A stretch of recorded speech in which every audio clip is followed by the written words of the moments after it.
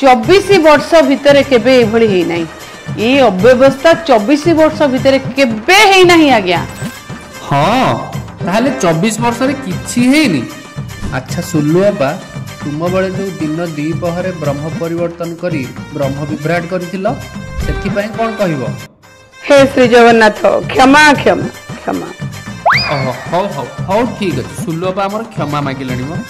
आउ तुम तामिल बाबू को द्वारा जो विभिन्न मठ मंदिर भंगा करैथिलो सेथि पय हे बड़ ठाकुर क्षमा क्षमा क्षमा सेथि पय भी क्षमा।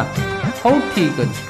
अच्छा सुल्लु बाबा डाला ऑटोरे जो महाप्रभु को बुलेई भिक मागुथिलो सेथि पय हे चतुर्धामूर्ति क्षमा क्षमा क्षमा और सेथि पय भी क्षमा।